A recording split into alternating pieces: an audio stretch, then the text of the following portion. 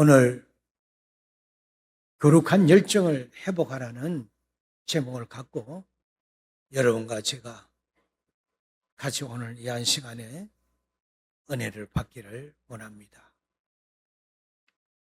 우리 인생에는 두 종류의 사람이 있습니다. 한 사람은 뜨거운 열정을 가지고 도전하는 사람이고, 다른 한 사람은 늘 망설이며 결단하지 못하는 사람입니다. 세상에서도 그렇지만은 신앙에서도 이 차이는 매우 큽니다. 어떤 사람을 보면 저 사람은 정말 열정이 있다라는 말을 합니다. 반면 어떤 사람은 종 능력을 가지고도 늘 망설이고 결정을 미루며 시작도 하지 못하는 경우가 있습니다. 이런 사람을 우리는 우유부단한 사람이라고 말합니다. 신앙생활에서도 마찬가지입니다. 하나님께서는 우리의 재능이나 학벌보다도 먼저 하나님을 향한 마음을 보십니다. 하나님을 사랑하는 뜨거운 열정이 있는지, 하나님의 말씀 앞에 즉시 순종하는 믿음이 있는지를 보십니다. 오늘 본문은 소아시아 7 교회 가운데 하나인 라오디게아 교회를 향해 주신 말씀입니다. 라오디게아는 매우 부유한 도시였습니다. 그러기에 금융업이 발달했고 금은 양털로 만드는 옷이 유행까지 했으며 안약을 만드는 제조 기술이 있었으며 안약의학 학교도 있었습니다. 당시에는 아마 물이 좋지 않아서 눈의 안질이 좋지 못했던 것 같아요. 그래서 사람들은 스스로 나는 부자라, 부유하여 부족할 것이 없다라고 생각했습니다. 그러나 주님의 평가는 달랐습니다. 그들의 영적인 상태를 전혀 다르게 보셨다는 것입니다. 내가 말하기를 나는 부자라 부족한 것이 없다 하나 실상은 공고하고 가련하며 가난하고 눈물고 벌거벗은 자라고 그렇게 말을 합니다. 상식적으로는 풍요로웠지만은 영적으로는 메말라 있었다는 것이지요. 왜 주님은 그들을 향하여 미지근하다고 말씀하셨을까요? 라오디게아는 깨끗한 물이 없었습니다. 차가운 물은 먼 산에서, 뜨거운 온천수는 인근 도시에서 긴 수로를 따라 들어왔습니다. 그러나 긴 거리를 지나는 동안 물은 뜨겁지도 차지도 않는 미지근한 상태가 되었고, 그 물은 갈증을 시원하게 해결하지도 못하고 온천수처럼 몸을 치유하지도 못했습니다. 또한 스케줄이 섞여 마시기조차 어려웠습니다. 주님께서는 이 모습을 보시며 비유로 사용하셨습니다. 너희 신앙이 바로 저 물과 같았고 말씀하신 것입니다. 미지근한 신앙은 뜨겁지도 않고 차갑지도 않는 신앙 열심이 없고, 그렇다고 하나님을 완전히 떠난 것도 아닌 신앙 행식은 그 행식을 갖추고 있지만은 간격은 없는 신앙, 하나님을 전심적으로 사랑하는 것도 아닙니다. 예배는 드리지만은 감동이 없고요. 기도는 하지만은 간절함이 없으며, 봉사는 하지만은 그의 심령에는 기쁨이 없는 신앙입니다. 이것이 바로 라오디게아 교회의 본 모습이었습니다. 그래서 주님은 내 입에서 너를 토하여 버리리라고 말씀하셨습니다. 여기서 토하여 버리리라는 말씀은 그만큼 미지근한 신앙을 하나님께서 기뻐하지 않으신다는 강한 표현입니다. 그러나 우리는 이어지는 말씀을 반드시 기억해야 합니다. 물은 내가 사랑하는 자를 책망하여 징계하노니 그러므로 내가 열심을 내라, 회개하라.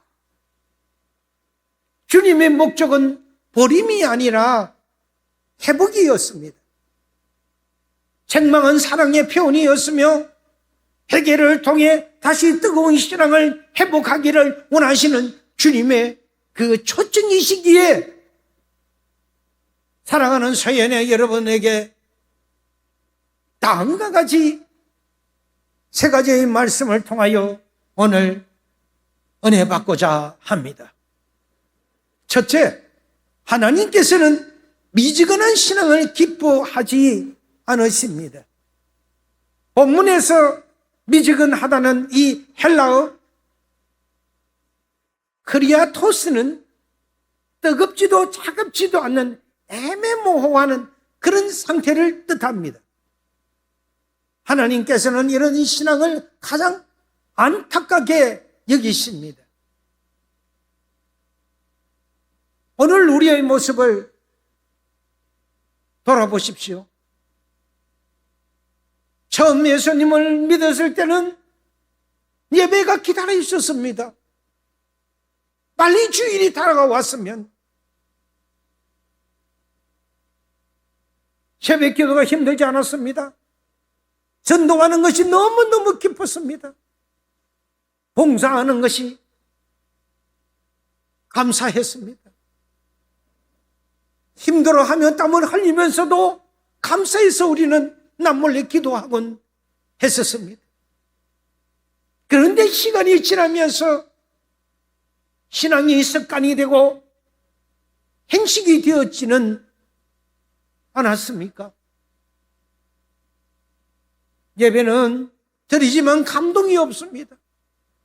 기도는 하지만 마음에 간절함이 없습니다. 찬송은 하지만은 눈물이 없습니다. 봉사는 하지만은 진정 기쁨이 없다고 했습니다. 헌금은 드리지만 감사가 없습니다.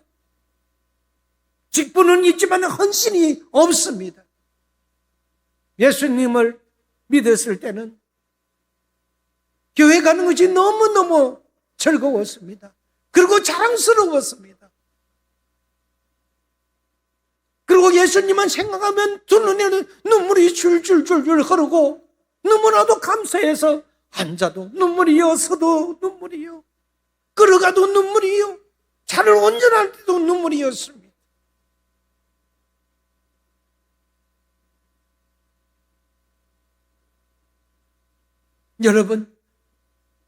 여러분이 직분은 있지만 헌신이 없었다는 것이지요.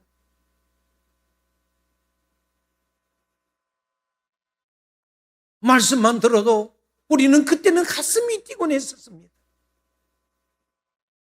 전도하는 것이 그 무엇보다도 기쁨이었고 전도하는 시간이 정말 행복했었습니다. 그런데 세월이 흐르면서 그 뜨거움이 조금씩 식어버리지 않았습니까? 신앙이 습관이 되었고요, 예배가 의무가 되었고요, 봉사가 책임만 남아 있다면 우리는 본문의 말씀 앞에 서서 자신을 돌아봐야 합니다. 주님께서는 우리의 그 모습보다 우리의 심령을 보십니다. 사람은 저의 직분을 보지만은 하나님은 그의 중심을 보십니다. 그래서 하나님은 열심을 내라, 그렇게 우리에게 주문하고 계십니다. 이 열심을 내라는 말은 단순히 바쁘게 일하는 뜻이 아닙니다. 그 본문의 의미는요, 다시 뜨겁게 타올라라는 것입니다. 식어버린 불을 다시 살리라는 것이지요. 꺼져가는 심령을 다시 하나님 앞에 드리라는 것입니다. 하나님을 향한 사랑을 다시 불붙이는 그런 명령입니다. 따라서 우리는 우유부단해서는 안 됩니다. 열정으로 나가야 합니다. 사도 바울을 보십시오. 그런가고 예수님을 만나기 전에는 기독교인을 박해하고 기독교를 믿는다면 어디까지나 가서 그를 잡아다가 감옥에 넣었던 그런 일에 앞장섰던 자였지 않습니까? 그런 그가 그날도 예수 믿는 사람을 잡기 위하여 부하들을 데리고 도매상상 그 도성으로 달려갈 때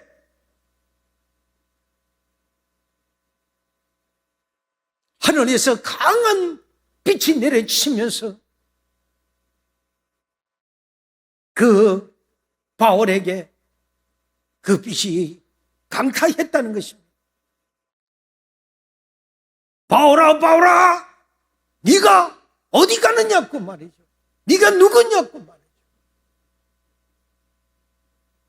아마 그렇게 제가 들었을 것입니다. 강한 빛에 의해서 말이 어흥거리고 마신 말이 날뛰니까 말에서 타고 있을 수가 없어서 떨어졌습니다. 그리고 제가 일어나니 눈이 하나도 보이지 않는 소위 말하는 봉사가 되어버렸습니다. 그런 그가 그렇게 해서 그렇게 해서 주님을 만나게 됩니다. 기독교인을 박해하는 일에 가장 앞장섰던 그가 다메섹 도상에서 그런 사건을 통해서 부활하신 예수님을 만난 후에 즉시 그의 삶은 방향을 180도로 바뀌게 됩니다. 그리고 그는 복음을 전파하는데 모든 인생을 매진했었습니다. 제가 잘못된 것을 깨닫고 회심하여 돌아왔던 것입니다. 복음을 전했다는 그런 또한 이유로 무지무지한 매도 맞고요, 감옥에 갇히는 수많은 고난 속에서도 오직 주 예수께 받은 사명은 나의 생명조차 조금도 귀한 것으로 여기지 아니하노라고 저는 그렇게 고백했었습니다. 소아시아와 유럽 전역을 누비며 뜨겁게 복음을 전파했었듯이 우리의 서연의 성도 여러분, 나도 한 사람, 나도 한 영혼을 구하는 그 사명의 열정으로 나아갈 때 주님께서 우리를 사용하신다는 것을 기억하셔야 합니다. 둘째, 그렇다면 어떻게 우유부단하지 않고 다시 뜨거워질 수 있을까요? 그 답을 우리는 베드로의 삶에서도 발견하게 됩니다. 사랑하는 여러분, 베드로처럼 넘어지고 깨어지고 절대 예수님을 배반치 아니하겠다고 예수님이 조금 전 너는 새벽에 첫 닭이 울기 전에 나를 3번이나 부인할 것이라고 했는데도 불구하고 저는 그런 일이 전혀 없을 것이라고 했던 거였지만은 역시 그는 3번을 부인하게 되는 그런 자였습니다. 혹시 베드로처럼 넘어지고 깨어진 실패를 경험한 적이 있습니까? 그래도 낙심하지 마십시오. 주님은 베드로를 포기하지 않으셨듯이 우리를 포기하지 않으십니다.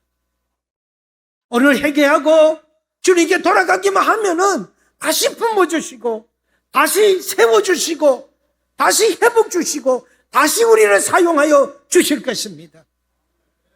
그러므로 우리에게는 기회가 있습니다. 사랑하는 성도 여러분, 미지근한 신앙 생활에 머물지 마십시오.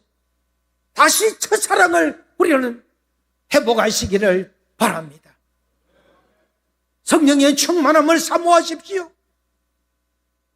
그때 하나님께서는 우리의 가정을 사용하시고 우리의 교회를 사용하시며 우리의 삶을 통해 하나님 나라를 이루어 가시는 것입니다. 사랑하는 서연의 성도 여러분, 하나님께서는 뜨거운 열정을 가진 사람을 통해 역사하십니다. 성경을 통해 보면은 하나님께 크게 쓰임받은 사람들에게는 공통점이 있었습니다. 그들은 모두 하나님을 향한 거룩한 열정을 가지고 있었습니다. 엘리야는 온 나라가 우상을 섬기던 시대에 홀로 하나님 편에 섰던 그였습니다. 설교 시간에 몇 번 말씀을 올렸습니다마는 그 갈멜산에서 850명의 적 그리스도인 그 거짓 선지자들 앞에서도 그는 물러서지 않았습니다. 800대 길로 그런 기도의 대결을 했던 거였습니다. 이건 열정이 없으면 할 수 없는 거였습니다. 그는 사람의 숫자를 보지 않고 살아계신 하나님만 바라보았습니다. 사도 바울도 마찬가지입니다. 주님을 만날 후에는 생명을 그가 아끼지 않고 복음을 전했습니다. 매 맞는 것은 보통이고요, 감옥 갇히는 것도 보통이고요, 감옥에 갇혀서도 그는 배가 파손되어서도 그의 열정은 식지 않았습니다. 그를 움직인 것은 환경이 아니라 오직 사명이었습니다. 또 한 사람을 생각해 봅시다. 그 사람은 느헤미야입니다. 느헤미야는 바벨론 왕궁에서 아주 높은 직책을 가진 사람이었습니다. 그는 편안히 삶을 누릴 수 있었습니다. 그런데 어느 날 그에게 예루살렘의 성벽이 무너졌다는 소리를 듣는 순간 그의 마음도 같이 무너졌었습니다. 그는 현실을 외면하지 않았습니다. 그는 먼저 금식하며 엎드렸습니다. 그리고 기도했습니다. 하나님의 뜻을 구한 후에 담대함에 그는 행동으로 나아갑니다. 무너진 성벽을 재건하리라. 이스라엘의 성벽이 무너진 것을 재건하리라고 그는 다짐합니다. 그리고 그는 예루살렘으로 가게 됩니다. 성벽을 재건하는 동안 수많은 여기저기서 방해거리가 들어왔습니다. 조롱과 핍박이 끊이지 않았고요, 특히 산발락과 도비아와 게셈 같은 그런 인간들이 공사를 중단시키려는 업무도 계속해서 되었습니다. 느헤미야 6장 3절에서 보면 대적 산발락과 게삼이 자신을 해치려고 온누 평지로 내려오라고 4번이나 유혹했지만은 예루살렘 성벽 재건 현장에서 느헤미야는 자신의 사자를 통해서 나는 큰일을 함으로 내려가지 못하겠노라고 말하며 끝까지 사명을 감당합니다. 이것이 하나님께서 기뻐하시는 열정입니다. 흔들리지 않는 신앙입니다. 열정은 순간적인 감정이 아닙니다. 열정은 하나님의 뜻을 붙들고 끝까지 순종하는 믿음입니다. 사랑하는 성도 여러분, 오늘 하나님께서는 우리에게 얼마나 많은 재능이 있는가를 먼저 살펴보지 아니하십니다.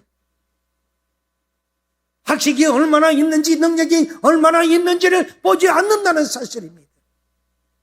얼마나 많은 자산을 가지고 있는가도 보시지 않습니다. 나이도 학력도 보지 않습니다. 하나님께서는 이 사람이 나를 얼마나 사랑하는가, 이 사람이 내 일을 얼마나 사모하는가, 그런 것을 보시는 것입니다. 뜨거운 마음 하나가 하나님 나라의 그 역사를 이루는 출발점이 됩니다. 셋째, 열정은 성령께서 회복시켜 주십니다. 혹시 목사님, 저도 처음에는 뜨거웠습니다. 그런데 지금은 많이 식었습니다 라고 고백하는 분이 계십니까? 주님은 그런 사람을 정죄하지 아니하십니다. 주님은 열심을 내라, 자복하고 회개하라, 그 말씀하십니다. 회개는 단순히 눈물만 흘리는 것이 아닙니다. 하나님께로 다시 돌아오라는 것입니다. 처음 믿었던 그 첫사랑을 회복하라는 것입니다. 우리의 힘만으로는 열정을 오래 유지할 수가 없습니다. 믿음이 떨어지면 혈기가 나옵니다. 믿음이 떨어지면 내 입에서 들어온 소리가 나옵니다. 믿음이 떨어지면 내 행동이 달라집니다. 거룩한 행동이 바뀌는 것입니다. 아, 나의 믿음이 떨어졌구나. 빨리 회복하고 첫사랑으로, 그 원점으로 돌아가야 하는 것입니다. 그래서 하나님께서는 성령을 보내주셨습니다.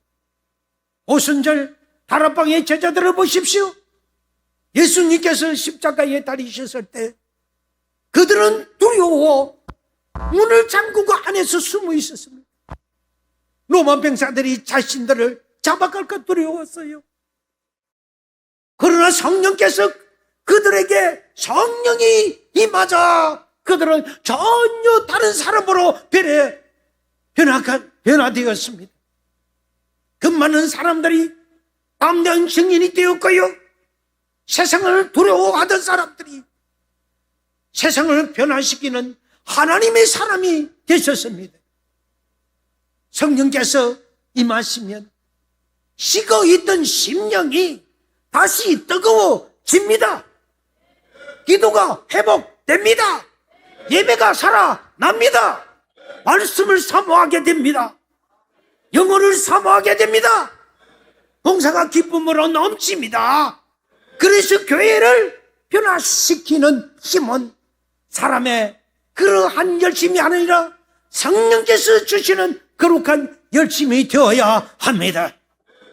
우리 모두 몸 바쳐서 주님의 나라를 위하여 다시 한번 일어서서 주님의 성전을 위하여 한 영혼을 구하는 일에 힘쓰는 그런 사연이 되시기를 바랍니다.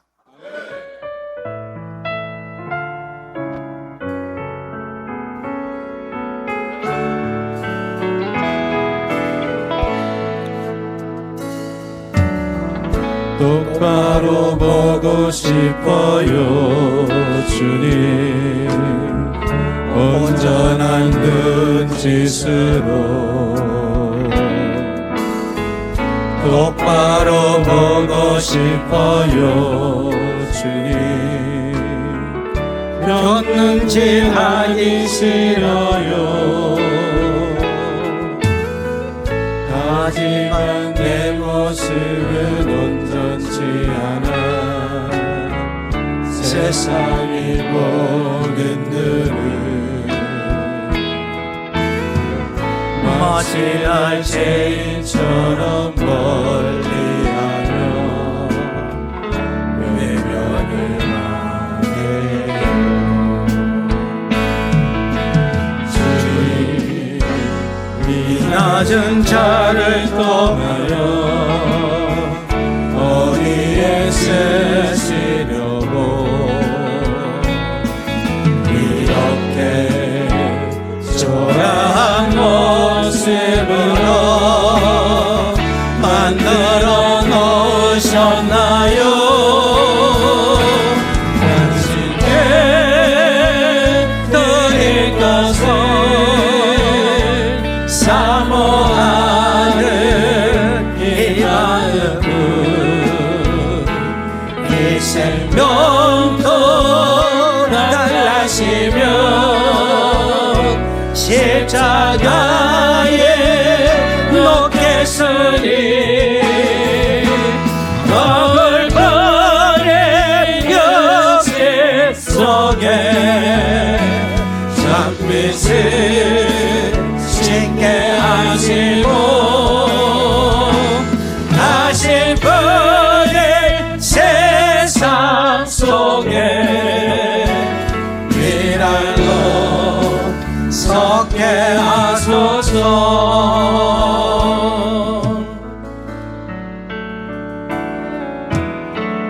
똑바로 보고 싶어요 주님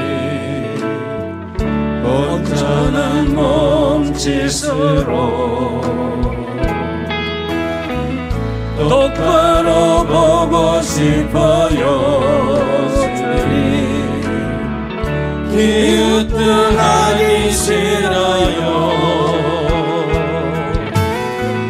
하지만 내 모습은 온전치 않아 세상이 보는 눈은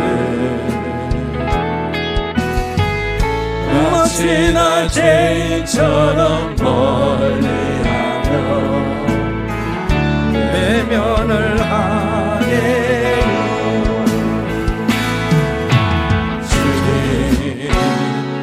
낮은 자를 떠나요 어디에 서시려고 이렇게 초라한 모습으로 만들어 놓으셨나요 당신께 드릴 것을 사모하는 이 마음은 이 생명도 달라시면 십자가에 놓겠으니 먹을 뻔한 역생 속에 잠기듯 쉽게 하시고 다시 뻔해 세상 속에 미랄로 섞게 하소서 아멘. 아멘. 결론을 맺습니다. 사랑하는 성도 여러분, 오늘 주님께서는 라오디게아 교회뿐 아니라 우리에게도 말씀하십니다. 본문 계시록 3장 20절에 보면은 볼지어다 내가 문 밖에 서서 두드리노니 누구든지 내 음성을 듣고 문을 열면은 내가 그 애로 들어가 그와 더불어 먹고 그는 나와 더불어 먹으리라. 지금도 우리의 마음문을 우리 주님께서는 두들고 계십니다.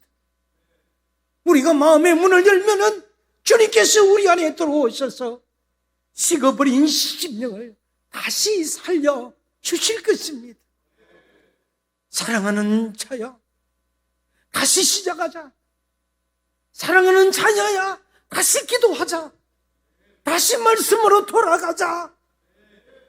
다시 첫사랑을 회복하자. 이것이 주님의 초청입니다. 사랑하는 성도 여러분, 교회를 살리는 사람은 불평하는 사람이 결코 아닙니다. 가정을 살리는 사람도 원망하는 사람이 아닙니다. 지난 과거를 곱씹는 사람이 아닙니다. 미래는 얼마든지 아름답고 좋은 세상을 하나님께서 만들어 놓고 계시건만 우리는 그것을 바라보아야 합니다. 세상을 변화시키는 사람도 환경을 탓하는 사람이 아닙니다. 하나님께 붙들려 거룩한 열정을 뿜는 사람입니다. 한 사람의 기도가 한 가정을 살립니다. 한 사람의 전도가 한 영혼을, 그 생명을 살립니다. 한 사람의 눈물이 한 교회를 살립니다. 한 사람의 그 순종이 한 시대를 변화시킵니다. 오늘 우리는 스스로에게 질문해야 합니다. 나는 뜨거운 신앙을 가지고 있는가? 나는 예배를 사모하고 있는가? 나는 기도의 자리를 지키고 있는가? 나는 한 생명을 향한 사랑을 잃어버리지 않았는가? 혹시 내 신앙이 라오디게와 교회처럼 미지근해지지는 않았는가? 오늘 이 시간 주님 앞에 다시 결단하시기를 바랍니다. 주님, 제 안에 식어버린 이 열정을 다시 살려 주옵소서. 성령의 불로 제 심령을 새롭게 하여 주옵소서. 주님의 열정을 기쁨으로 감당하는 종이 되게 하옵소서. 사랑하는 성도 여러분, 나이가 많아도 괜찮아요. 환경이 어려워도 괜찮아요. 능력이 부족해도 괜찮아요. 하나님께서는 지금도 하나님을 뜨겁게 사랑하는 사람, 주님 말씀에 순종하는 사람, 성령으로 불타는 사람을 찾고 계십니다. 그런 사람을 통해 가정을 세우고 교회를 세우고 이 나라를 부흥시켜 가시는 것입니다. 사랑하는 여러분, 힘을 내십시오. 우리의 힘을, 모든 힘을 다하여 우리의 이 미지근한 신앙을 과감하게 우리는 벗어던지고 성령의 능력으로 우리는 다시 뜨거워집시다. 그래서 주님께서 귀하게 쓰임을 받는 그런 믿음의 일꾼들이, 우리 서연의 모든 성도들이 다 되시기를 이 한 시간 주 예수 그리스도의 이름으로 축원드립니다.